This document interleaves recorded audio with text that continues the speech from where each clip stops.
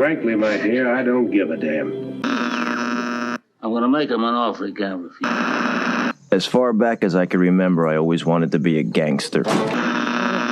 Don't you understand, George? It's because you were not born. Film church. Well, a boy's best friend is his mother. Listen to me, son. You can't just make stuff like that up. We destroyed demons. If we were to use your list, we wouldn't be destroying demons, we'd be killing people. And we can never do that. Destroying demons is a good thing. Killing people is bad.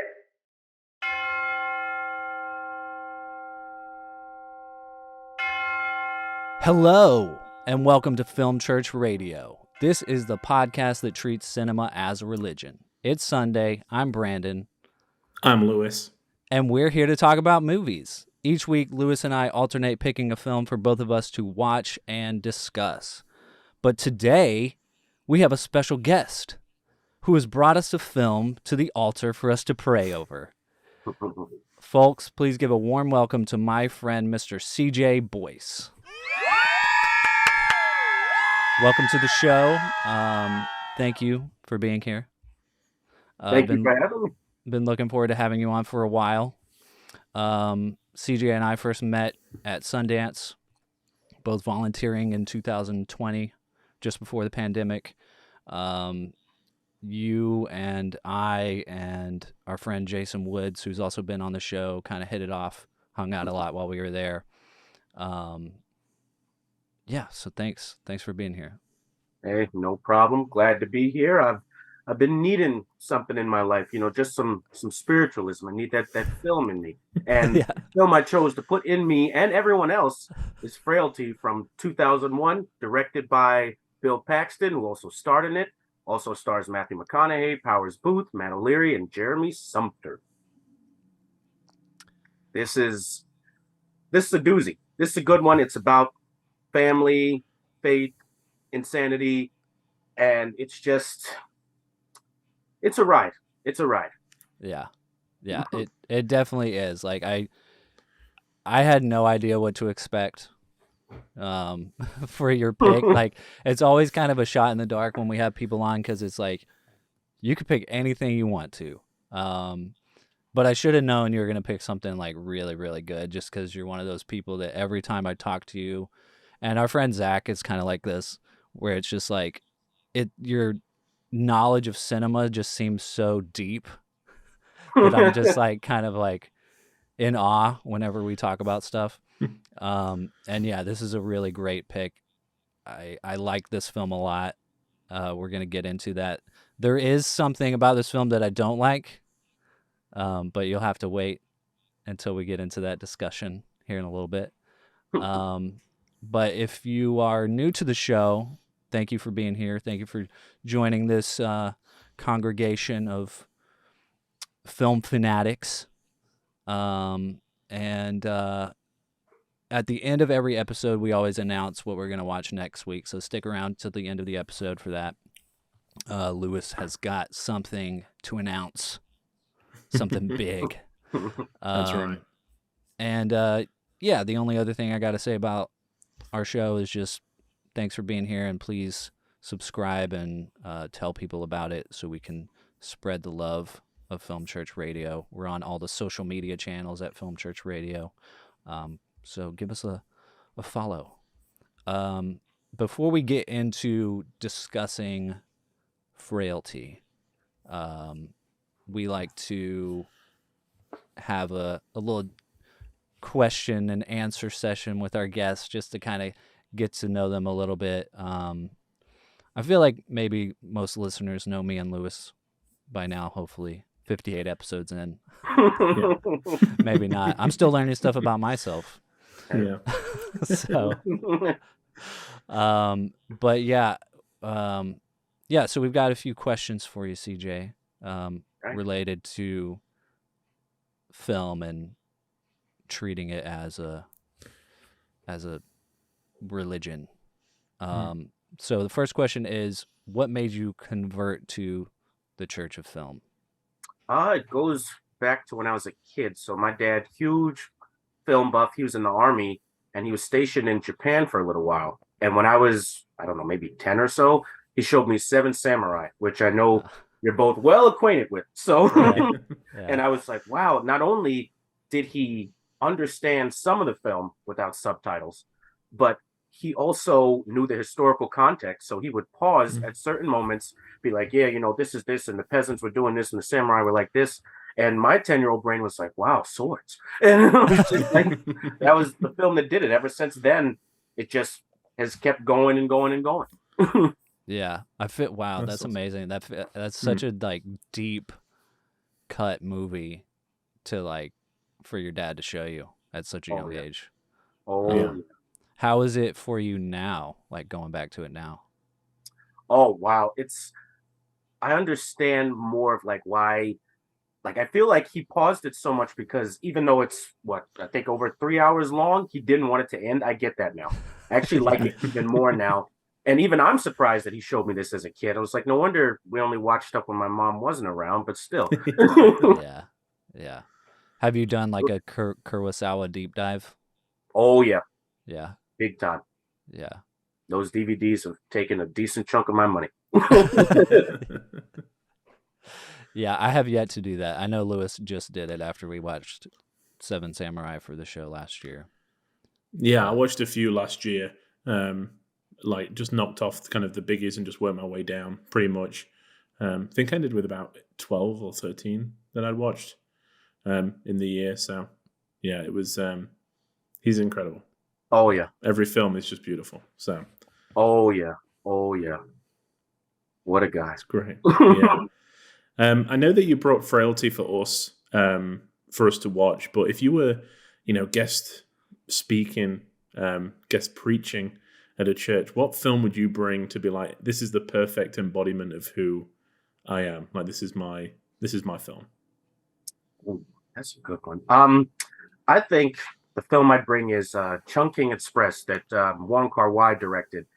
That one was one of my first ever like Criterion films I saw, and I saw it when I was like going through like a hard time in my life, and it literally not only did it encourage me, but it made me have a new perspective for what was going on around me.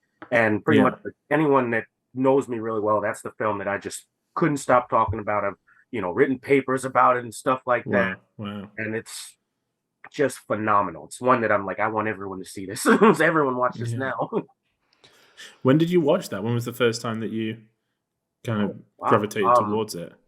I can't believe it's already been like, it was maybe 5 years ago?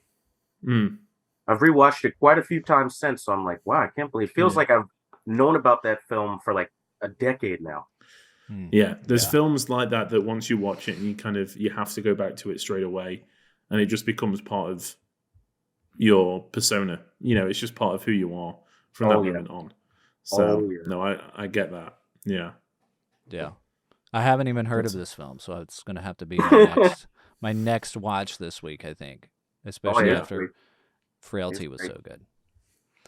So we talk about film heaven sometimes. It's a little different for everybody, but what does film heaven look like for you, CJ?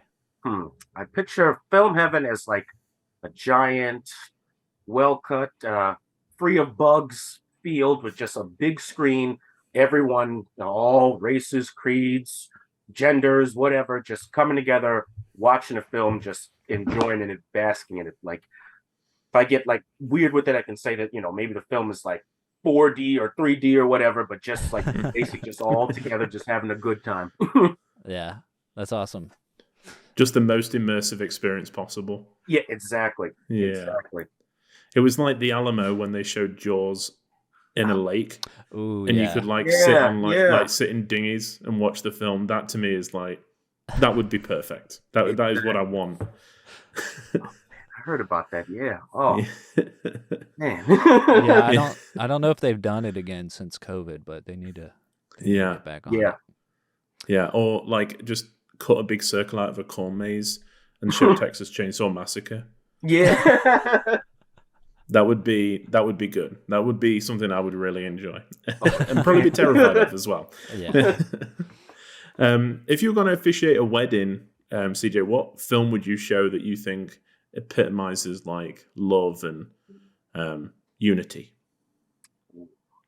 Love and unity. I've been watching so much dark stuff recently. I'm like, let's see. It always just pops up. And love and unity. I think I would choose, and it's another Wong Kar-wai film. It's In the Mood for Love. And granted, their relationship is interesting, you know, the whole both of them being married and then coming together. But I think its themes are not only timeless, but it's also kind of a cautionary tale. Because I feel like if I'm officiating a wedding, I want to be real about it. You know, like, hey, you love each other. Sometimes you're gonna have your trials, your tribulations, stuff like that. But with enough love, you can overcome it. You know, no one ever said marriage was just gonna be a walk in the park and you just, you know, eating chocolate dipped strawberries or something every day. Yeah. I actually watched that for the first time like a month ago. And it was, it's phenomenal. It's so beautiful and kind of makes you really appreciate where you are. Yes. You know, and kind of that you took the chances that were, you know, given out to you, I guess. It's great. Yeah. Yeah. Since you talked about it, Lewis, I pulled it up on my, just a tab on my browser on IMDb, and it's just been sitting there reminding me I gotta watch it. And I think it's like an hour and a half, right? It's pretty it's pretty short. Sure, yeah. Sweet. I think it was on Criterion channel because of the BFI Sight and Sound list, but I think I came across it on HBO Max recently. I was going to say I think I've seen it on HBO as well. Yeah, it might still be there. Yeah. Fingers crossed. Sweet. Yes. All right, CJ, who is or who are your film gods? All right, well, Kurosawa, that's one. Wong Kar-wai, that's another one. I actually recently came to appreciate her more. Patty Jenkins, I've come to like her more now that I've seen more of her stuff beyond just, you know, Wonder Woman. Who else is another one? Definitely Tarkovsky, big one. Haven't seen all his stuff. I have to, you know, I got to be in the right headspace for that. Yeah. But Bergman, let's see who else. The other Kurosawa, Kiyoshi Kurosawa. I've only seen 2 of his films, but he just had one released in Criterion called Cure. Really good. Guy he has a unique eye. I'll say that. Yeah. Very unique. And I'll throw in Lynch. Nice. Yeah. I was just thinking about Lynch earlier because they're showing Mulholland Drive at Alamo, and I haven't watched it yet. He's somebody else I need to do a deep dive on. I've only seen it. I think I've seen Lost Highway and Eraserhead. Might be the only 2 of his I've seen. Yeah. I feel like such an underrated one that he did was The Elephant Man. Yes. I love The Elephant Man. I think it's absolutely amazing. Yeah. Oh, yeah. But it never seems to be kind of like brought up when people are talking about Lynch. It's always, you know, Blue Velvet or Mulholland Drive. But Elephant Man is really good. Yeah. Oh yeah, that's another one my dad showed me when I was really young. I was like, I was like, this is great. I was like, why are they being so mean to him? I was like, come on. Yeah, that was one that my parents showed me before I went off to study film. It was like we had this summer where they like picked up a lot of kind of 80s and 90s classics for me to watch to knock off the list, and that was one of them. And I still vividly remember. I don't think I've gone back to it for a while, but it's still kind of, especially the ending, is like imprinted in my brain. Oh yeah, it's great. So we're all about going to the cinema and experiencing these films in the best way possible. Have you had a religious experience in a movie theater that just left you in awe? Like a certain moment in a film or a film itself that you're just like, wow, this is what cinema's about. Oh yeah. So mine is, I wish I had more of a, I don't know, classy answer, but this one is just like my earliest experience with that. Yeah. So another one with my dad, he snuck me into, they were doing like some sort of like Halloween showing of Freddy versus Jason. And for some reason being there, I was one of the only kids there. And everyone there was such huge fans. Like people were going crazy. Like I forgot, there was a character, I think he was based on Jason Mewes. And he, like, when he showed up, for some reason, like, everyone just lost their minds. Like, yeah, Freddy's a caterpillar smoking weed. It's like, it's great. And I was like, man, I gotta be a part of this. That's what got me into horror, which started the whole film love, and then it just expanded from that. And it's just seeing that many people that passionate about something that, while silly, yeah, they just totally it. People were, after the film was over, they were like, I can't wait for that sequel. And I'm like, well, it's like, maybe, Yeah, horror movies, they're interesting because, well, I did not grow up watching horror movies, especially in a movie theater. I mean, the closest thing that the closest horror movie theater experience I had as a child was watching Jurassic Park 2, when I was 8 in a movie theater. But like, yeah, like, and maybe like I watched like Hitchcock and stuff, like horror adjacent movies as a kid and stuff. But when I started working at a movie theater, horror movies really caught my attention because of the audiences. Because those movies on opening night, those movies would be packed and people would be screaming and shouting and like having a blast. And I would, and I didn't really know what that experience was until I started working at a movie theater and got to be like a part of it. And it was like if you miss opening weekend of a horror movie, you're missing the movie. Oh yeah. Like, you're missing it completely. One of my favorite moments about going to see a horror film in the cinema was we went to see Hereditary, and there's a scene about 3/4 of the way through where it like pans out and she's on the ceiling. And you don't really notice her at first, and then all of a sudden you kind of like draw to her, and the guy in front of her was just like, nope, and got up and just like left the theater. He was like, I'm done, I can't do this anymore. And that is like hands down my favorite experience in a cinema. That's awesome. Oh, that's great. I want to get back and go to a movie theater right now. And I think that you can see that like horror films are what draw people in, because they've been kind of like successful, in the last few years. It's all kind of like the horror film that kind of keeps it afloat between the blockbusters. We had The Summer, and then we had kind of like Barbarian and Smile, and now it's kind of Avatar and that kind of stuff. It's kind of keeping everything afloat. So have you guys seen The Menu? No, not yet. I heard it's good. Just go on HBO. I watched it last night, but I won't say anything. I won't say if I like it or dislike it, but it's been doing really well. It's been doing really well in the movie theaters. Like consistent, like week in, week out, kind of staying. People are going back to see it. So yeah, it's on my list. Yep, same. Yeah, it's interesting. We haven't talked about it on the show yet, but I'm working in a movie theater again, so I'm getting to see like what's hitting. Firsthand again, which is fun. Like one of the best parts. Yeah. But yeah, that's all the questions we got. All right. Let's see. Whew. Now it is time for our feature presentation.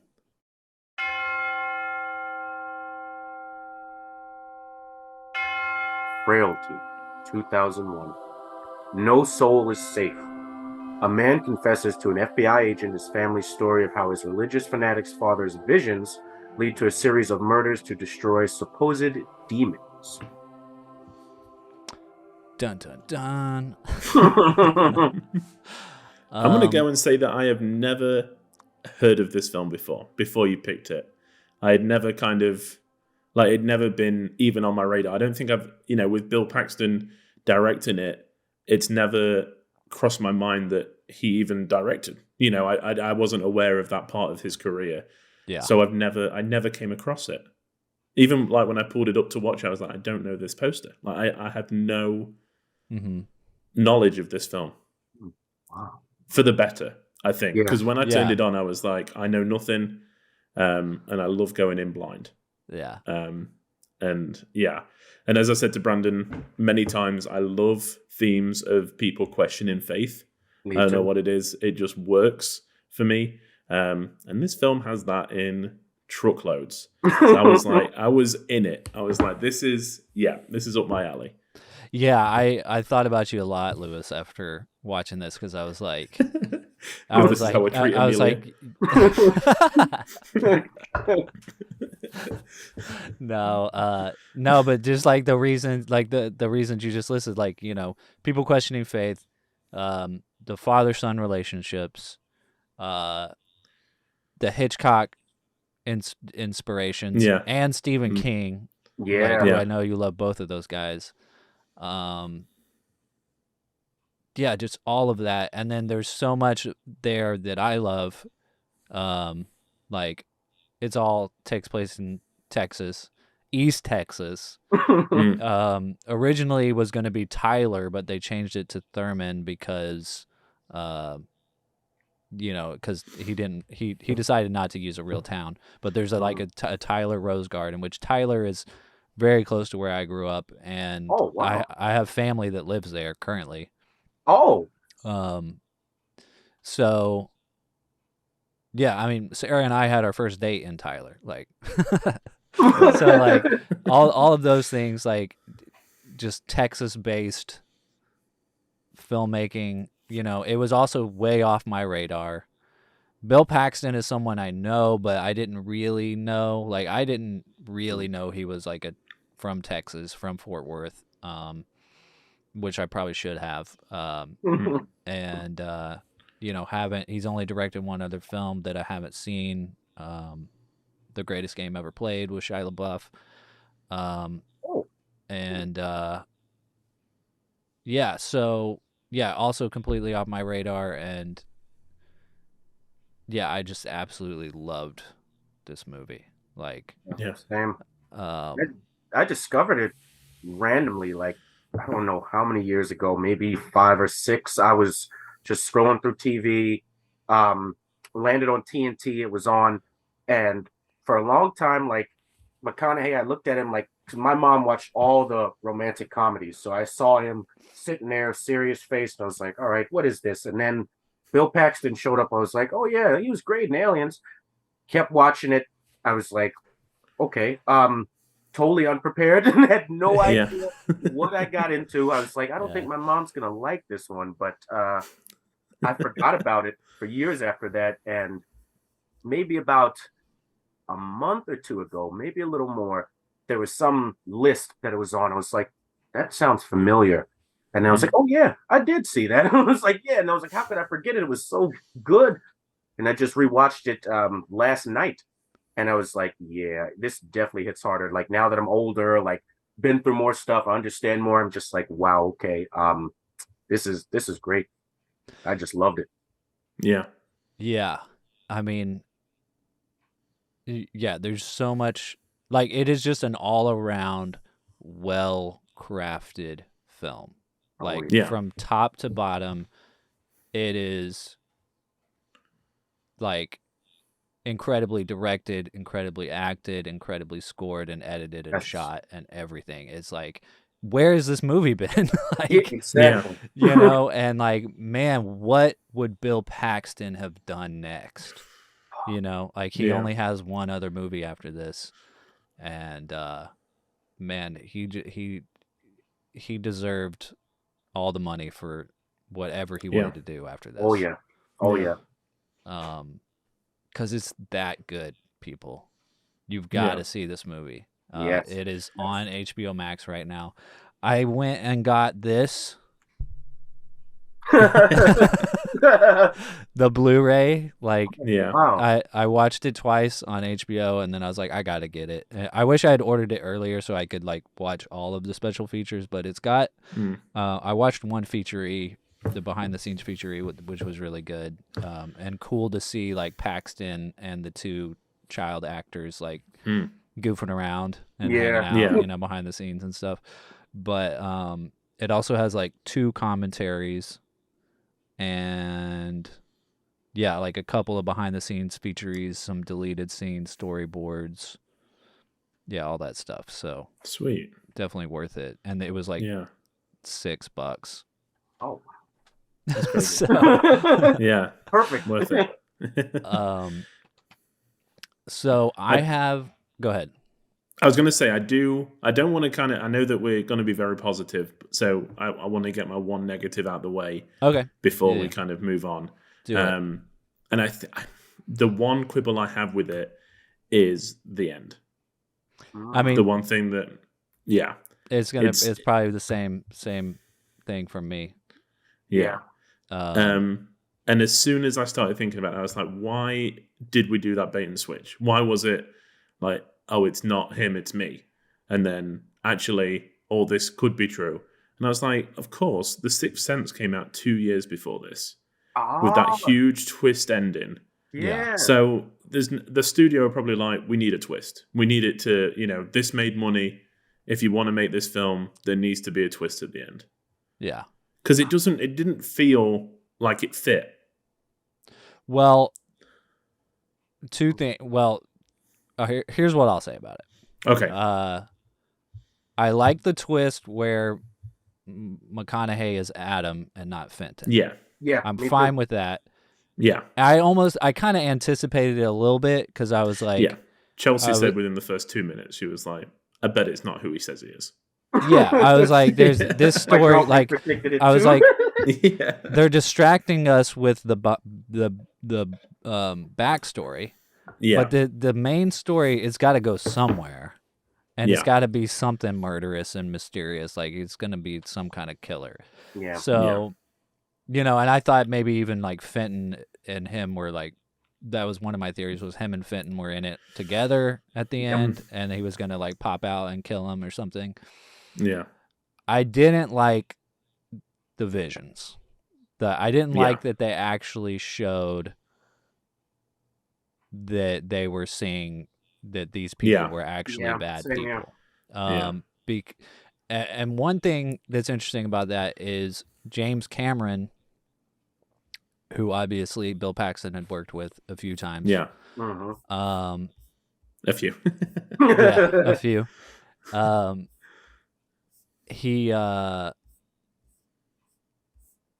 He told him, so originally when he kidnaps the first like woman, and he puts his hand on her or whatever, he was going to show the visions there.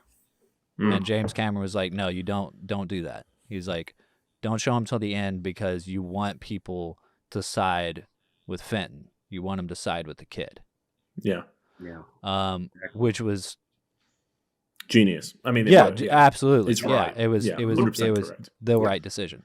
And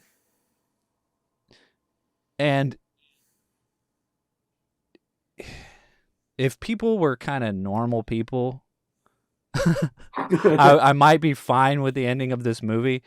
This movie hits so close to home in terms of religious fanaticism that I've personally seen, that I know people who have strong faith in God who watch this can use this to justify violence, and they use God to justify violence. And the fact that they at the end of the movie they're like, oh, these people were actually bad people, and they're actually seeing these visions, gives people an excuse to be violent in the name of God. Happens all the time. And so that's the problem I have. Obviously, like, we call this thing Film Church Radio. we treat cinema as a religion. It's mostly a joke, it's like a gimmick, we're not actually like worshiping anything. And we're not committing violence in the name of film or anything. So just beating people over the head with cameras. With Blu-ray discs. Yeah. So that, as I said at the beginning of the show, there's one thing I don't like. That's it. I have one more I didn't like, and I don't know if this is just because I rewatched Sin City recently, but so my girlfriend said the moment Powers Booth showed up, she was like, bad. And I was like, yeah. Yeah. It's like, yeah. I was trying at first. I was like, well, maybe not. Like, because I didn't remember much. Yeah. So I was like, well, I don't remember him being bad. Yeah. Blah, blah, blah. And then, like, the way they should, especially in the car, I was like, okay, yep. I was like, yeah. Yeah. Because when the visions were happening, I was like, maybe he's just brainwashed to the point that he thinks he saw it. You know, he was so kind of supportive of his dad and like invested in it that he was like, I was seeing him too. Yeah. But then as soon as he touches Powers Booth and he's like, how did you know? I was like, oh no, don't do it. Don't. Yeah. Like, it's better if he just believes that he sees, you know. But again, I'm not a scriptwriter, but from my point of view, I was like, it would, like you said, Brandon, it's just that one step too far into like siding with them. Yeah, it just gives it gives people who already commit acts of violence in the name of God justification. Yeah. Yeah. You know. Yeah. Which is a shame, because I feel like the other, I mean, how long is it? Like 98 minutes. The other 90 minutes is really, really good. Yeah. You know, and I don't think it needed, especially when the other detective goes to the police station and doesn't recognize him and then drives off. Yeah. That was like, again, the whole, it's just like nailing it in, you know. Yeah, the whole supernatural part of it there. Yeah.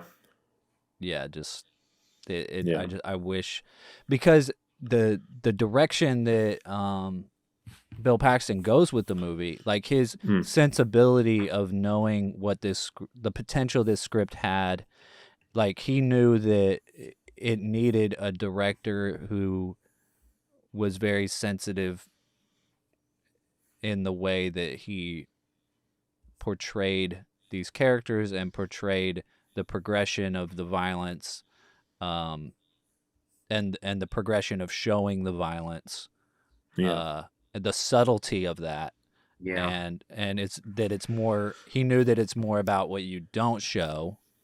It's more about what you hear. It's more about the reaction from the kids, all of that stuff. Yeah, to then just at the end be like, oh, magic. Yeah. Supernatural stuff. You know, and it's such a... It doesn't ruin the film, I don't think, completely, because it's such a short... It's literally the last 5 minutes of the movie. It's such a small part of the movie.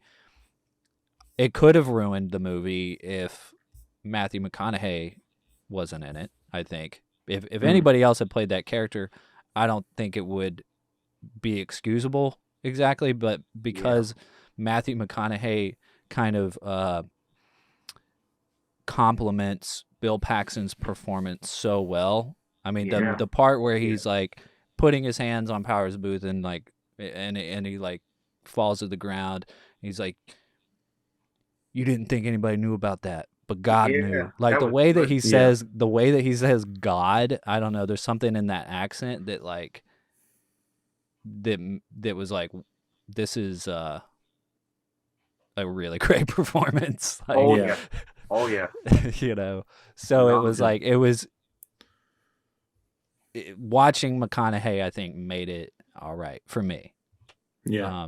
But I still don't like it, if that, like, you know. Yeah, no, it does. It does make sense. It's kind of, it's watchable, but it's not a good way to end this film. Yeah. And especially I think because McConaughey at that time was doing things not like this. That is interesting. It's interesting to see him in this role doing this, you know.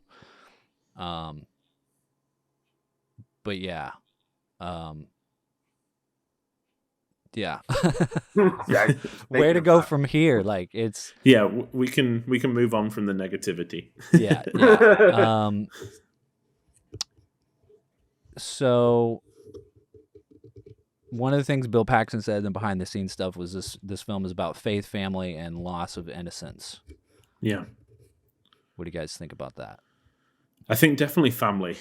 I think that, you know, the family unit of, I really like the scene where he's like, you know, I went to the police station, but it was harder than you think, you know, to go in and kind of, and to dub your dad in, I guess.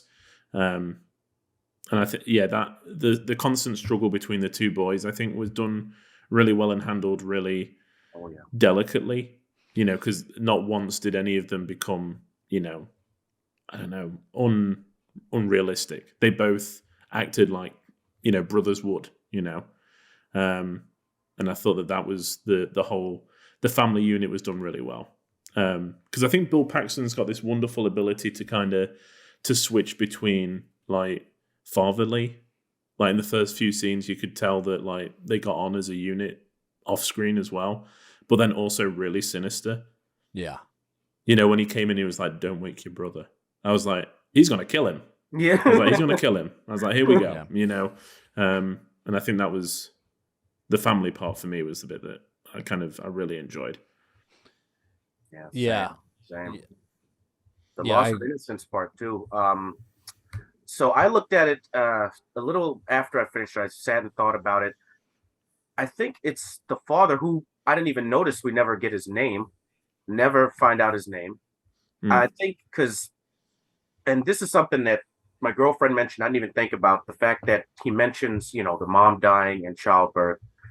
I think ever since then, he's been on shaky ground, because in the beginning he's a wonderful dad. I think a lesser film would have had him be abusive or something like that, or we'd have seen him drinking all the time, just chugging whiskey or whatever. And as it progresses, you could see that kind of struggle in him, to where I'm just like, I feel like there is that voice in his head that's like, this is kind of crazy, but he has so much conviction. He's like, no, just, this just has to be done. And, by his last scene, it's just like, I think all that innocence is just gone in him. And that's when he's just done at that point. Yeah. Yeah, I was kind of thinking the same things after the movie, like thinking about Bill Paxton's character, because he's got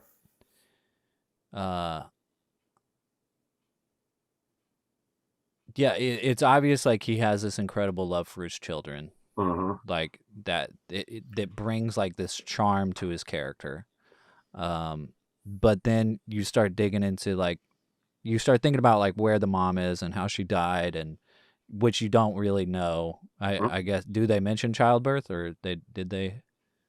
I think Adam mentioned it. Okay. I think he mentioned she died giving birth to Adam, when McConaughey was just Yeah. So there could be some trauma there, like the trauma of the loss, contributing to his insanity. Because obviously, like, lots of people have a really hard time dealing with something like that, especially, the way that someone of faith might deal with it. I'm sure it's that conflicting emotion of, why are these people that, the demons, quote unquote, the people that are doing terrible things, get to walk the earth, and my wife doesn't. Yeah, exactly. As opposed to, my faith is telling me that God has a plan. Yeah. So it's that kind of battle between, no, my faith is telling me that this is what's supposed to happen, but also, this isn't fair. I need to find a way to deal with it. And unfortunately, it's by seeing visions and angels and killing demons. Introducing people to Otis. Yeah, exactly. I mean, the question of why is something that I'm sure that a character like that would go to every night when he's praying. It's like, why did you take this person from me? There has to be a reason, like, because there's a reason for everything that God does. And then what's scary about the portrayal of Paxton that he gives is that it is so calm, that he still has this loving personality, that he's not a man screaming hate from the pulpit or whatever. He's a loving father that's like getting into the hearts and mind of his children. That was honestly like one of the most terrifying parts of the movie, is like when he comes in for the first time and he's corrupting his children. Like that first discussion that he has, it's like, God came to me and he said we have to kill demons. Yeah. They're going to look like people, but they're not. You know, it's just so those kids are so young, man, and just like he's just absolutely corrupting them, and then obviously he does, like he corrupts one of his kids and the other one like fights back. But then those two brothers, like that brother relationship that they have was also one of the strongest points of the movie too, was like seeing that they had conflict, but they had, you know, this like tight brotherhood, you know, that they knew they would always have each other's back even though they didn't agree, you know. To the point that it becomes so realistic, like like when Fenton's digging the hole and he like throws dirt on his brother and he's like, "You butthole." Like there's a scene that it just still had that childhood like element to it that was real was really great. Oh yeah. Yeah, I was going to say the scene after when he's digging that hole was a perfect encapsulation, I think, of just Bill Paxton as a character when he comes in from digging the hole to eat his dinner, and you can just see in the background, like by the flicker of the TV, Adam sitting on his knee while they watch the TV together, you know, having a good time. And he comes in and he's like, why didn't you wear gloves? You know, I'm not angry that you've been out there digging all day. I'm angry that you've messed up your hands. Yeah. You know, it's still that kind of paternal, like watching over them and like still providing for them. But it's like, it's the two extremes, isn't it? It's that, you know, it's the kind of stories that you do hear out of the very, I don't want to offend anyone, but very like religious households where it's kind of, we do things by the book. And if you don't do the things, you're going to get punished. But God loves you. And I think that's the balance that kind of comes out there. Yeah. I also liked how, I don't know, maybe I missed it. Do we ever see a Bible? We never see him. Like the only time they do I think a direct mention is when McConaughey said like, oh, like Abraham and Isaac toward the end when he mentions that. I was like, that's interesting. It was like he didn't go to the Bible. It's like, oh, I need like scriptural backing for this. He's like, nope, I know.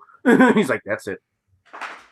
Yeah, I mean, there's a lot of churches in backgrounds. I noticed like when the kids were kind of walking around the town, there's a lot of churches in the background.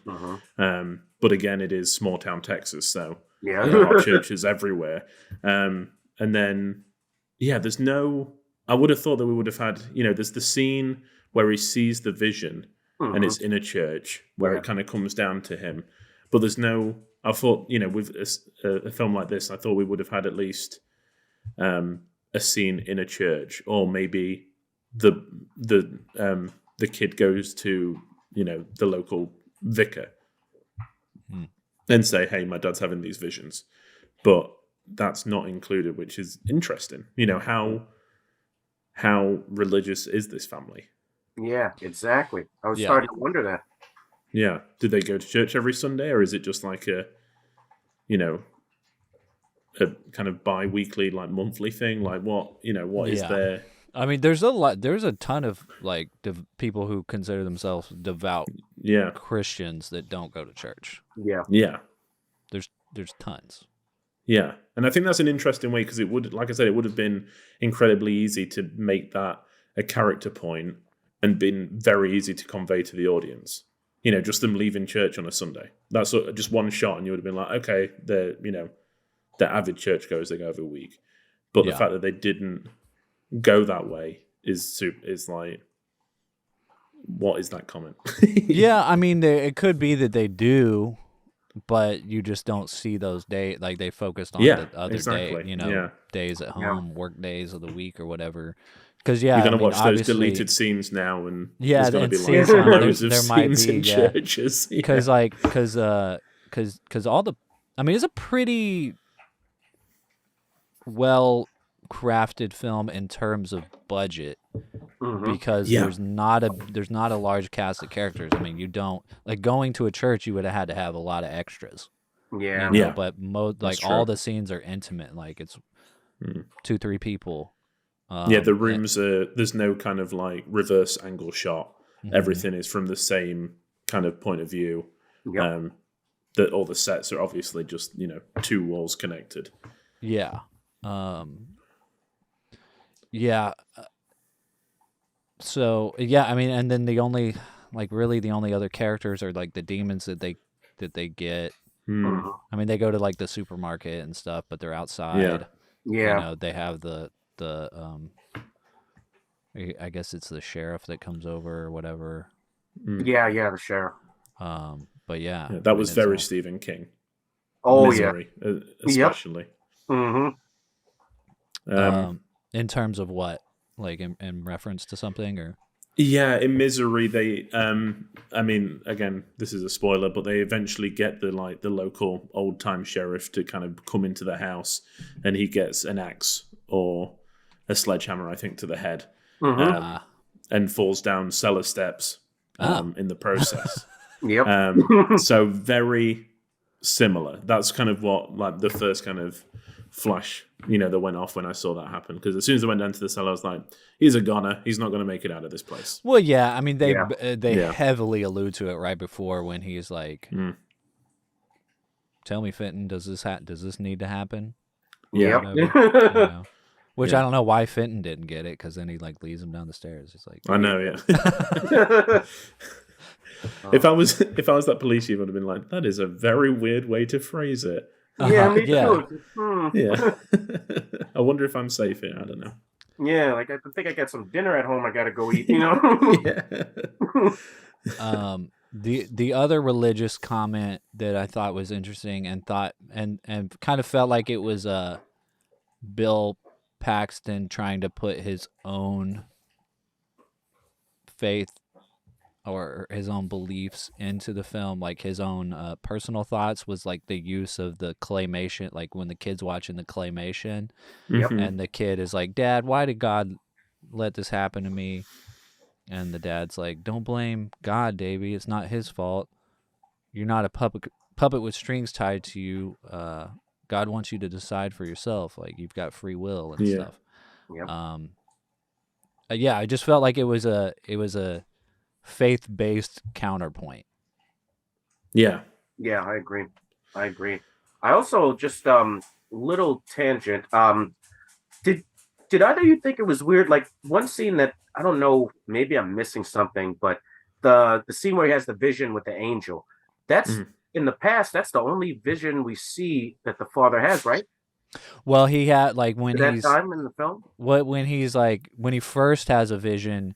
He has like a trophy on his nightstand and it like glows. Oh yeah, that's right. Yeah. Other than that, because I remember thinking that like he was just gonna be under the car and like some oil was gonna fall and be like, oh, and then there's literally an angel with a flaming sword. I was like, whoa, okay.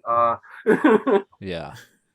But see, it's full on. Yeah. Even like in that moment, even though you're seeing like some crazy supernatural stuff, you assume it's all in his mind. Yep. Based on because the context clues. Like, yeah, and because it's kind of told as a story, it's kind of being retold. It's like, it's just showing us, what he believed happened. Yeah. The character that's telling this story. So I think that narratively that it didn't kind of take me out of it. I wasn't like, oh, this is weird. But I did fear for Bill Paxton's safety with all those sparks going off around his head. I know. I was like, what's going on? Just, move it away from his head. Like, I would not want to have filmed that. I would not want to have been anywhere near the set when that was happening. No. Yeah. No way.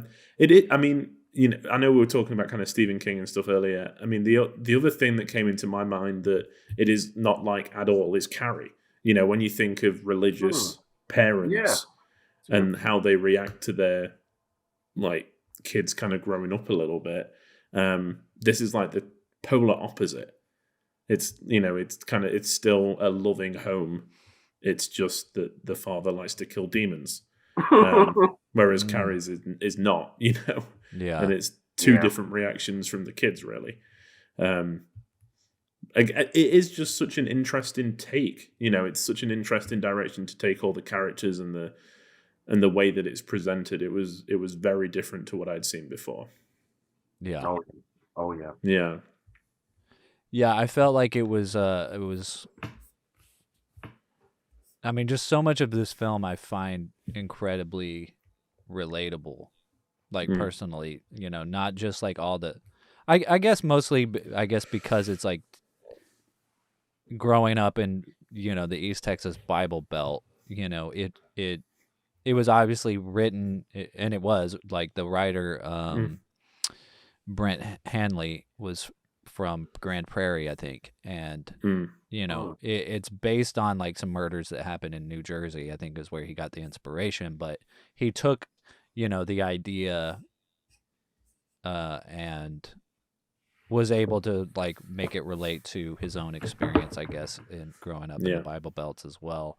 And I think the reason it I find it so relatable is just the way that these relationships are portrayed just feel so real, you know? And one of the things that Bill Paxton said, you know, was like, I think that all of us have had things happen in our childhood that we want to forget. You know, maybe dad wasn't hacking people up and putting them in the rose garden, but yeah, like you still,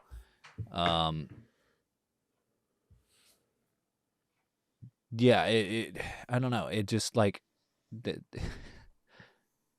it just felt real. It felt, Yeah, no, it did. Yeah. You know, I don't know how else to put it. It felt incredibly accurately portrayed. Yeah. You know? And I think that's why the ending, you know, you let it off a little bit. You just like, it didn't stick it, but I feel like everything, it didn't ruin the relationship between any of the kids. You know, that core relationship, it didn't kind of ruin anything there. It just didn't quite see through some of the themes, because when they were waiting for the old guy in front of the supermarket and they're like, well, what if someone sees us? And he's like, God will protect us. I was like, that would be a really interesting theme if it was like just blindly following faith and it kind of working out, you know, to a point. Just, you know, it kind of, you thinking that it's actually being, you know, it's divine intervention for you to do something, when it's just, you know, and seeing how far that will go. But yeah, it just turns out that God was controlling it.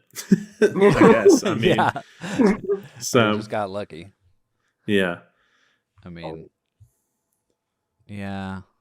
I think the score or minimal score really helped with that realism, that feel like you were like just in it, like just everyday normal life, especially in the beginning. Because at a certain point, I just had like a stray thought. I was like, I don't think I've heard a score for like the past 20 minutes. So it's like, wait a minute. Everything, even like the beer can opening, just the fridge door slamming. I was like, I haven't heard a score at all. And then I think the first time you hear it in the flashbacks, or when the dad comes, like when he wakes up, I think that's when you first hear it. But for a while, I was like, whoa. I was like, I'm just so immersed. I noticed it way later. I was like, oh. Yeah, the score is interesting. Mm-hmm. Yeah, I like the score a lot. There was a moment yesterday. I was in the grocery store and I was just like humming some of the score. So it caught my ear for sure. I mean, like I already said, I think every part of this movie is like almost perfect. Yeah. Did you I know, like, CJ, you had already seen it before, but like Lewis, I would like the movie just captivated me, like every moment. And when he brings the woman home for the first time and you see the shot, like the kid, I think maybe because you're also seeing it from the kid's perspective, kind of, you know, when it comes down and you see her there, you're just like, holy F.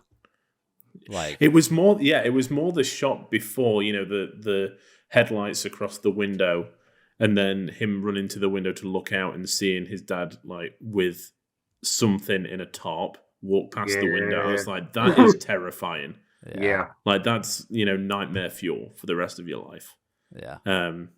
But yeah, I mean, I just like it was one of those things where I was like, how far is this gonna go? Because when he was saying it, I was like, he's got like we're only 20 minutes in. I know that he's got to probably kill someone at some point, but I was like, how far does this go? And they took it as far as they were. I mean, to the point where they were trying to get the kids to do it as well. You know, it's kind of as extreme as you would expect it to be. Yeah. Yeah, that scene actually, that hit me hard too, because just like the way he was walking, it was so natural and comfortable. He's just like, got a he's body. not hiding it. Yeah. No, not at all. Yeah. Yeah, and that I think that's what's terrifying. Like that makes it more terrifying is because he's so calm, because he's so gentle. I think it's scarier when you hear people speak in like a tone of love, but then like the words that are coming out are hate. Like if you're not paying attention, it's like, wait, they're talking about killing people. Yeah, and I don't know whether it's just my little warped mind, but when we saw the nurse, like on the floor, I was like, "Wait, is she a prostitute?"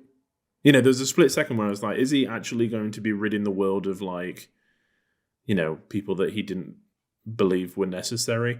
Maybe I'm just too, you know, maybe I've just listened to Blink-182's "Enema of the State" too much, and just looked at the album artwork that I'm just like, I just associate those two things together. But there was a split second where I was like, maybe. This is where he's found someone that's like doing a profession or like doing something. Or... Yeah. It's funny you mentioned that. I had a similar thought because I was like, is she like some sort of like promiscuous woman or something? I had a similar thought when I saw that. Yeah. And then the older man, I was like, oh no, I guess not. But I guess so. Yeah. Again, I guess, you know, that was, I didn't like that. Yeah, but man, just the progression of everything, because it really builds so well. So what are some of your guys' like favorite shots in the movie? Because that's another part of it. It's like it's not only like directed well in terms of the progression of the story and the acting, but like the shots show some brilliant filmmaking involved. Yeah. Oh yeah. I mean, you know that I really like the tracking zoom or the zoom. I don't know the exact term, but the one that was done most famously in Jaws, and it's the same cinematographer that did Jaws. Oh, really? So yeah, I was looking it up because I was like, I had the same reaction to you. I think when I was like, the cinematography is really, really good in this film. You know, it's staged very well. There's some really great angles, especially. Yeah, I think that's a dolly zoom. I think that's what it's called, a dolly zoom. Dolly zoom, yeah. Yep. So yeah, it's the same cinematographer. That's crazy. Oh wow. Yeah. I wonder if that's kind of part of his trademark after Jaws. He was like, just got to drop it into everything. Doing it. Yeah. Yeah, and for those who I mean, I'm sure most people know what that is. I mean, it's basically it's also done in like Hitchcock did it first in Vertigo. Yep. But it's where you physically move the camera forward while you're zooming out, so it gives this very warped perspective. Yeah. Or you could do it the other way. Yeah, the character gets closer, and the background further away. Gets further away. Yeah. Mm-hmm. I think that was the first thing in film school that I wanted to learn how to do. Yeah. I was just tell me how to do that. One shot I found, like, I don't know if this is going to make me twisted or not, but I found strangely funny is when he puts the pipe on the table and it's wrapped up and he's like, oh, this is the last one. And, and he opens it so majestic. And my girlfriend turned and looked at me. She's like, he's crazy. I'm like, yeah. Like, here it is. Yeah. I like that one a lot. I love the shot of the farmhouse where he finds Otis. With the sky and the kind of the sun shining through. Any shot where the angle's a little bit different, I really like. I like when he was digging the hole and the camera's from underneath. Yeah. And it just really gives an impression of how deep, and how much he's done. I mean, there's so much, the shot of Matthew McConaughey getting into the back of the car. Yeah. And it kind of lingers with the rain and the moonlight in his face. That I'm a was sucker really for a cool. rain shot. Yeah, I mean, there's a lot in here that's kind of it. I think that for the most part, it's it could have been a very standard movie. Yeah.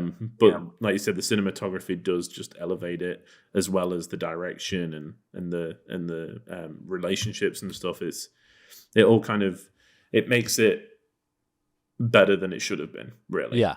Mhm. Oh yeah, definitely. Yeah. Well, yeah. I mean, yeah. I think Paxton kind of knew, like, he had to just have that sensibility to read that script and know that that was something he could do. Yeah. Definitely. Yeah. Speaking of like the rain and the car shots, like that whole driving sequence is done in a studio artificially. And there's a really cool like sequence in the behind the scenes stuff where you see the cinematographer orchestrating that whole thing, because he's like directing everyone as far as like when to move the lights by the car and how much rain to be using and the wipers, and all of it is like an orchestra. But yeah, Bill Butler, that's the director of photography. Yeah, for me, like the things that as far as shots and stuff, I really loved the influences from Sam Raimi. With the cellar and the axe hero shot where he's like standing at the top of the cellar with the axe. The floating head when he's like going into insanity. I was like, that is straight up Evil Dead right there. Yep. Like, yeah. And speaking of Sam Raimi and Bill Paxton, it's funny, CJ, literally on our last episode, we did our top 5 watches of 2022. So it's like any movie that we've watched for the first time in 2022. It's not just movies that came out in 2022. And I watched A Simple Plan from 1998, directed by Sam Raimi, starring Bill Paxton. Huh. And I haven't seen that. dude, it is so. It was in my top 5 watches of the year. It's from 1998, so it's a couple years before this. Yeah, but it's clear that he had a lot of influences from him, and I based on like the trivia and stuff that you can read about this movie, he got a lot of like advice from Sam Raimi and stuff while making this movie. But yeah, Simple Plan it's really good, and it's also it's kind of the perfect double feature for this, because it's Bill Paxton playing another role where he's like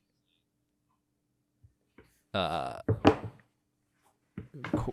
a questionable morality tale, I guess.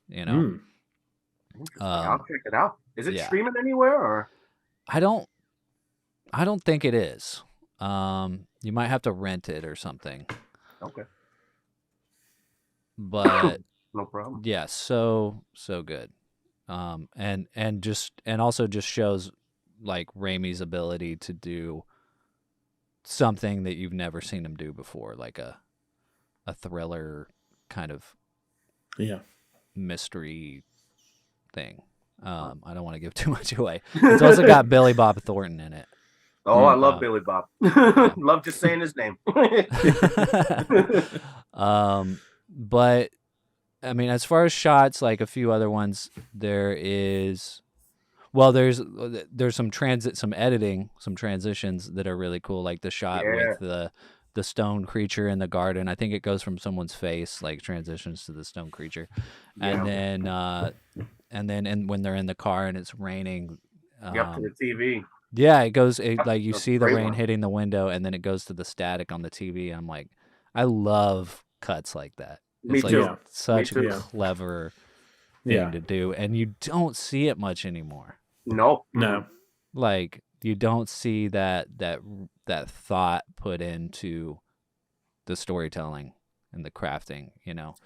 I mean that is a technique that kind of goes back to the silent film days. I mean, one of my favorite Hitchcock transitions is, I think, in The Lodger, which is a silent film, where a woman discovers a body, turns to the camera, screams, and it cuts to a train coming out of a tunnel. Yeah. And just that, you can just hear it. I don't know how that has that was thought up. But I look like, those kind of, where they're the same in a weird way, but they're not, Yeah. I love that shot. It stood out for me as well. It's great. They do that in Breaking Bad all the time. Yeah. Yeah. That reminds me of I don't know if you guys remember the second Jurassic Park movie, The Lost World, that transition from early in the film, I think the opening when the mom's on the beach and she's yelling to Jeff Goldblum, like yawning. Oh yeah. Oh, even as a kid, I was like, whoa. I was like, don't know what it is, but I like it. Wow, 2 Lost World references in one episode. Yeah. The pressure's on for me to try and sneak it in before the end. Okay, so there's one more shot in this movie that I want to talk about that I think just takes it over the top for me. It's about 37 to 38 seconds long. It's when it's towards the end of the film, but it's the opening shot of Powers Boothe bringing Matthew McConaughey to the garden. And so it kind of starts off like by one of these stone creatures, and they're walking into the garden and they're like talking, and it's, night, there's a lot of like fog. The camera follows them along, and there's some dialogue exchanged where he's still telling the story. And the camera kind of moves down into the bushes as they pass by and then lifts up, and you see the kids dig in the hole to bury. Spoilers. Yeah. Spoilers. Well, I won't even say what it is. They're burying somebody. Yeah. And it's all the same shot. So they got the kids, there's a lot of mechanics involved, not only in the crane shot moving, but also in the lighting design, because when the shot moves up, there's like these yellow lights on, so they had to like turn them on in the middle of the shot in order for it to like work right. Yes, that shot, I had to like rewind it and watch it a couple of times because I was like, was all of this the same shot? Like, how long was that shot? Yeah. Like, it's just like, I feel like, I don't know if he was just being ballsy or he was just having fun. Yeah, and I wonder if some of it comes out of like necessity. Maybe the budget wasn't huge, and they were like, okay, we need to transition across. We could probably do this in like one shot. Yeah. Yeah, I definitely think some necessity was in there. Definitely. It's like, hey, it works great for creativity. Always. Yeah. Oh, such good stuff. Maybe the kids were just like, hey, we want to see with Matthew McConaughey. And we're like, that's not going to really work. Well, they're in another scene with Matthew McConaughey. At the end of the movie, when the camera is like panning off and he like is taking his wife by the arm or whatever, and they're like walking down the street, and like 2 kids come along on scooters. It's the kids. Oh, I didn't even notice that. I didn't notice that either. I didn't notice. I just read the trivia. I was just reading the trivia, but it's the kids. Wow. And what did Bill Paxton say about it? He said, I don't know if I even copied it, but he mentioned that it kind of gave it this weird, like, for him, it gave the ending like this weird, like, Twilight Zone kind of feel. Yeah. Speaking of the kids, great casting for both of them. Yeah. Great casting. Kids have the tendency to be really annoying, just generally, I think. So to find 2 kids that kind of, the tent poles really of the film, they do the majority of the, the main acting, I guess, Yeah, because it's all about stuff. It's all about their reactions. Yeah. It's like people talk about Matt O'Leary a lot in this film because he's kind of the main character, and he's and obviously he is amazing. But Jeremy Sumpter as well is incredible. Like those scenes, like when he brings his own list home. And Bill Paxton is like, isn't this the kid that bullied you last week? Yeah. He's like, yeah, and like he's like kind of got a smile. He's like excited, like that. that just the way that he does it, man, is just like like I said, like that, those parts like really gut punched me because I'm like, man, he's just like corrupting these children. Like, Yeah. it's And he plays it horrible. off so like, oh, you rascal. You know, he's Yeah, just yeah. like, we can't kill normal people, silly. Yeah. You know, and it's like, oh god. But then still, like their reactions to like whenever he's chopping people up is like that's what makes it because you don't see it. Yeah. You don't see it Yeah. at first, you know. Like Yeah. I always, it hit me really hard when like we would see, you know, the dad getting ready to do the killings, and Fenton, like you could see like in his eyes, he's like, oh my god, Adam, he is so like he's like quietly strong. He's just there. He's like, I was like, that's terrified me because I'm like, man, he's like, he is so into this so fully. Yeah. that he He's can- normalized it. Yeah, he's exactly. And that always stood out to me. That's why, like Adam, that actor, I was like, yeah, like he deserves a lot of props too, because he may not have always been super loud, but he was there. Like you could feel it if you just, you know, look at him. Yeah. Yeah. Yeah, it's great performances, and I think that again goes to the director. You know, the director gets the performances out of the, you know, gets what he wants. So yeah, I think Paxton did just a great job on this, and it's a shame that we didn't get to see more of where he would have gone. Yeah, he's definitely somebody that I would like to watch more of his movies. Like I think the thing that I watched most as a kid maybe was Twister. Yeah. Yeah. That VHS in the video stores, oh man, they had 1 billion copies. I was like, oh. Yeah, and Apollo 13. Oh, yep. But yeah, there's so much. He's been in so many good movies. Oh, It's kind of mind-boggling because he was always kind of in the background for me. Yeah, it's weird because on New Year's Eve we watched True Lies because I'm trying to fill in some of my James Cameron blanks, and he plays a really, really fun character in that. Nice. Because anything with James Cameron, you know, he's bound to pop up at some point. But yeah, it was really fun to watch him in kind of more of a comedic role, and then in this, and just see the range that he had.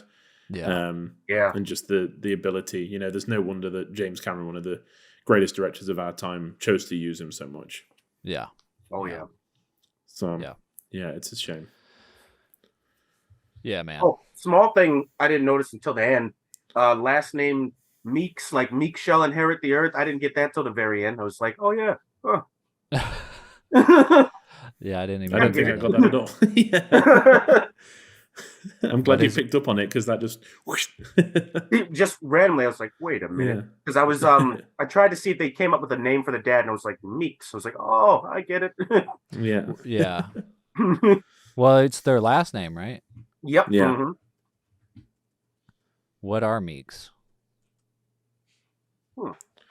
I think it's the Meek. Isn't Meek like the quiet? Mm-hmm. Yeah, like Meek. Oh, the Meek. Reserve. I get it. What are Meeks?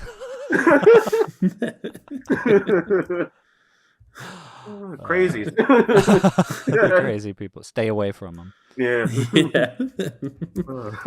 I'm looking it up. Meaning of Meek. Quiet, gentle, and easily imposed on. Submissive. Interesting. I mean, they are imposed on by God. Yeah. So, I mean, discuss. it could just be. I mean, like this character could have such a rich backstory. It's like, yeah, he could have been, just got the crappy end of the deal his whole life. Yeah. You know? Any amount of trauma could lead to this point. Yeah. You know. big time. You have know. you guys ever seen Peter Pan from 2003? No, Chelsea hasn't really liked it. And then when we watched it, she was like, Hey, it's Peter Pan. Okay, yeah. Jeremy Yeah. Sumter is Peter Pan. Mm-hmm. Oh. Oh, wow. That was 2003? Yeah, wait a so minute. what, like 2 years after this? Dang. He's like, Oh, Yeah. seems like so much older. Mm. But I guess yeah. 2 years is a lot of time as a kid. Yeah, exactly. Yeah. Not for us. Yeah, not at all. Yeah. Oh, man. Wow. Yeah, I mean, yeah. The ending isn't great, but overall, it's a really good film. Yes. Yeah. Yeah, man. Incredible. I knew Anything you'd love it. else that you guys that we missed that you guys want to touch on? Any other deep dives or thoughts? I think a small thing I liked a little bit is the scene where after Fenton's been locked up and stuff, and he gets out and he's like, I had the vision. I saw God. And Adam's immediately like, what do you mean you saw? How come you get to see God? I was like, Yeah. yeah, Fenton's in trouble. I was like, yeah, but Adam's not buying this. But like the beautiful thing about it is his father just like wanted him to just join in so much. He didn't question it at all. He's like, great, you know? Yeah. Yeah. That's faith, though, isn't it? You don't question it. You're just like, yeah, that's right. Yeah. Yeah, I didn't want, with all the horrible things that Bill Paxton's character does. I'd like still when he spoilers is killed, I'm like, no. Yeah, same. I was like, no. I want more of this. I know. Yeah. But I think that's, if you're left wanting more, you've done something good. Yeah, exactly. I agree. Yeah, I agree. And I blame The Sixth Sense for the ending. I think that's the reason. I totally missed that context. I was like, oh, yeah, that's right. Sixth Sense was big. Yeah, it seems like this kind of movie was very popular around that time. And this kind of movie is popular all the time, kind of. But like, yeah, pretty much, yeah. But yeah, it's weird that it wasn't a bigger hit. Maybe it was there was just a lot of oversaturation of good stuff out there. Or maybe people didn't like people of faith being portrayed as violent. But I didn't think about that. Yeah, that's a good point. I mean, because you automatically lose quite a large demographic. Yeah.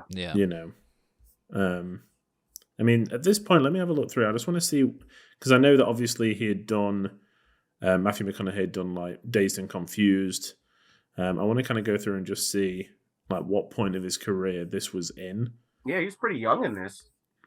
Yeah, The Wedding Planner came out the same year, so he was just taking off into romantic comedies. Yeah, like his heyday, really. Yeah. So I think that, if this had maybe been a year or two later, it probably would have got a lot more traction. He would have been probably a more bankable star than he was at this point. Well, I mean, Paxton said that in one of his interviews that McConaughey was the reason they got the financing. Oh, really? Oh, wow. So he was a bankable star. Okay. Yeah. I'll take that back. So. Wow. Okay. I wonder if it was a marketing thing or something. Because I think if they'd been able to get it out more, it would have been pretty big. Because, McConaughey was really amazing in it. Like it would have worked out well for them. Yeah, maybe they just didn't have the budget for the marketing, or I don't know, man. It is a gut-wrenching film. Like I was reading that when they test screened it, like the first test screening they had, people walked out when he brought the first woman home. Oh, wow. Yeah. So they couldn't take it. Yeah. Like, which is just now it seems so bizarre. It's like I don't know. Yeah, it's like maybe it's just too real for people because I don't know. Yeah. Or maybe they couldn't see Bill Paxton in this kind of role. I don't know, man, but it is aged so well. It is it has so good. Amazingly well. Yeah. Just phenomenally well. Yeah, I don't know. But That's what we're here for. We're getting it out there. Yeah, Oh, yeah. Yep. That's what we're here for. that's what we're here for. Yeah, well, I think that's it for me. I mean, I think I covered everything I wanted to. Dived into the deep end. Let me see. I think that's all good for me. Also, just small random thing I noticed in the beginning. It's a Lionsgate film, and Lionsgate was 2 words. It's like, wait a minute.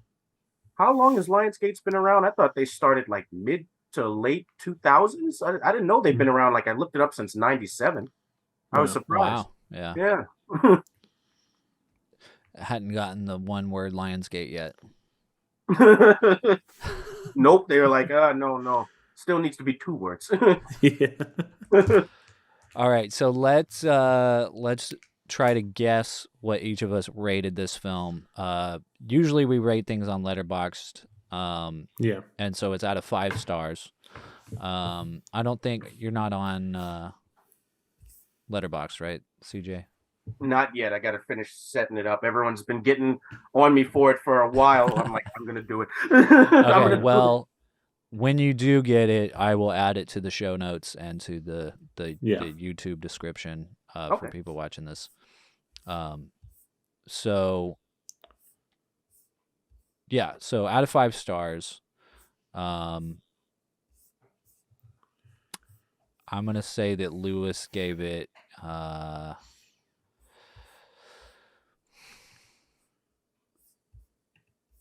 I'm gonna say you gave it 4.5, and Okay. CJ, I'm gonna say you gave it 5 out of 5. All right. I think you both gave it 5. I'm just gonna say you both gave it 5 out of 5. All right. What do you think, CJ? I was thinking 4.5s for both of you. That's what I was. We always get to this point and we're like, what do we do I was now? gonna say. Okay, mine was 4.5. Mine was 4. Okay. Yeah, when I do make it, it's definitely 5. Definitely. I was like, man, I'm that transparent, huh? Yeah. Well, I mean, like, you picked the film and you had seen it before. I was like, it's gotta be like up there. I think for me, like, I take the half star off just because I do take the film seriously. Yeah. And the ending, it just, I can't justify giving people a reason to be violent in the name of God. Yeah. You know? Yeah. Mine is half a star for each twist. You know, I can actually see the visions, and now there's an intervention where no one can really remember who I am, so I'm just going to get away with it. Yeah. Unfortunately. Yeah. It's like I really, really, really want to believe that no one would be like, they take the wrong thing from the ending. Yeah. But so far, I've been proven wrong pretty much all the time in that respect in life. Like, But because you could literally, the when they kill Bill Paxton, you could literally end it there, and I'd be happy. Yep, same. I'd be like, cool, that's good. That's as far as I want to go. Yeah, because it's like, I mean, he really made that movie.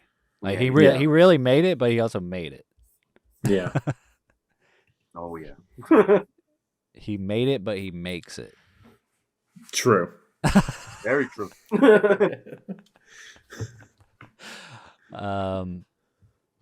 So we're at that part of the show where we find out what we're watching next week. If you made it this far, you must love this movie. Yeah. What are we doing next in this film church journey, Lewis? My goodness, I am so excited for this. We have had this on the back burner for months at this point. We've been talking about it for a long time. Last year, Brandon and I went back and did a Sergio Leone retrospective where we watched everything that Sergio Leone had directed chronologically and talked about it week over week. And we thought we're going to do this again. But the director that we have chosen to do it for is possibly one of the greatest directors of all time. So we are going to be starting next week a very special 2023 director retrospective for the one and only Stanley Kubrick. Oh, boy. So next week we will be talking early Kubrick, so the 3 documentaries that Kubrick made, and then Fear and Desire, his first feature film. And then week by week we will go through each film and talk about his life, his artistic journey. We will rank them, I'm sure, as we did with the Leone films. And yeah, we will be all things Kubrick until round about the middle of April. So I hope that everyone can come and join us on this journey. It's going to be absolutely incredible. There's not one film on there that you're going to regret watching. So come and join us. It's going to be bonkers. Oh, yeah. Yeah. Little, Bronxers, because he's from the Bronx. Little Kubrick jokes. Of course, Kubrick is, he's in the holy text of cinema. And I had a friend once that we were talking, and I was like, yeah, Kubrick's cool, great director. He's like, once you see more of his films, I hadn't seen him all the time. He's like, once you see more of him, you get to that level of respect where you call him Kubrick. And I was like, wait, what? I was like, he's Stanley Kubrick, not Kubrick. Kubrick. And I said, okay, all right. Like, you gotta go outside a little bit more, man. I love him too, but That's great. Yeah. CJ, thank you again for bringing this film. This is, man, this might end up being one of my favorite watches of the year. It was so good. Yeah. Oh yeah. We're gonna have to have you on again, maybe for one of these Kubrick films. Okay, yeah, I'm in. Love talking to you, dude. Oh yeah, Sam, glad to finally be here. You made it. Yeah, it's been a blast. Yeah. Climb the highest mountain. So that brings us to the end of the show. Everybody, you can find us on Twitter, Instagram, all the social medias at Film Church Radio, and you can follow us individually on Letterboxd. I'm at Selman Scope, and Lewis is at Walker Lewis 3007 to keep up with what we've been watching, and see what's on our watch list, all that kind of stuff. See what we rate things. You can find CJ at CJB223 on Instagram. Yep, on Instagram. Okay, cool. And then I will put your Letterboxd in the future show notes. So keep up with that. Our podcast is on all good streaming podcast platforms. Please leave us a rating and review. Let us know what you think of the show. Tell people about the church. Hope to see you in the future. We're also on YouTube, where this video podcast is currently there. So if you want to see our faces, go there. I should have told you that at the beginning of the show. Yeah, that's it. The last thing I have to say is, well, boys, you did good. Especially you, CJ. No, I just did as I was told. What about me? You did good too, Lewis. He says with a sigh. Be good, boys. Got it done. All right, y'all. Thank you for joining us for this episode of Film Church. Have a good week. Say your Film Church prayers. Amen. Amen. Amen. one thing I forgot to mention was like whenever he's like first talking about his vision with the kids, or maybe it's the second time, but he like as it's going into like Matthew McConaughey's narration, and the kid is like having a surreal moment because he's realizing his dad is gonna murder people. Like Bill Paxton in the background under the narration, he's like, "We're all gonna be in heaven with mommy soon." Oh God. which I think explains a lot. Yeah. Yeah. That's chilling. I don't like Yeah. things like that. Yeah. Like, oh God. Yeah.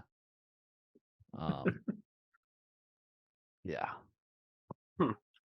This movie is fucked. Oh yeah. It is. But yeah, I'm glad Late night it goes B&T. there. You glad that what? It goes there. You Yeah. know, it's not like pulling any punches. It is Yeah. fucked up. Look on the back of this on the back of this well, first off, the cover has Matthew McConaughey on it. Yeah. Yeah. But on the back it's got Matthew McConaughey.